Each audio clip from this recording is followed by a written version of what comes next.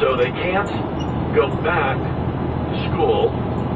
By the way, in Iowa, just the opposite happened. The school districts were choosing online learning, and the governor issued an order Friday. Kim Reynolds, Republican governor of Iowa, issued an order saying, we want at least half of the students learning in the classroom. She said, you can do both, but you've got to do both. We've got to have kids spend some time in the classroom.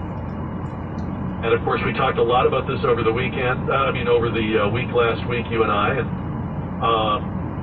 about the fact that many other countries all over the world have reopened. And what we've seen so far is that they are safely reopened. Not only safe for the children and the teachers, but also that there is very low transmission from children to adults. That was a concern that if you reopened schools physically, children would be asymptomatic spreaders of COVID. That continues to not be the case. You know, this whole debate would be totally different if instead of funding schools, we funded students.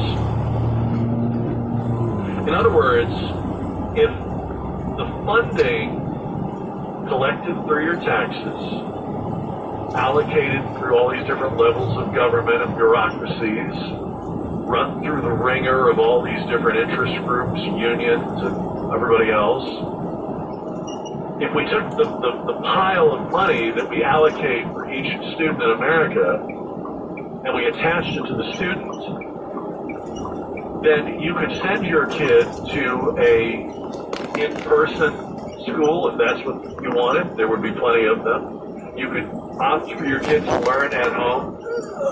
You could opt for homeschooling. You could opt for private schools. Private schools are reopening. In city after city that is not opening its public schools, the private schools are reopening. By the way, why is that? Why are private schools reopening for in-person learning when public schools are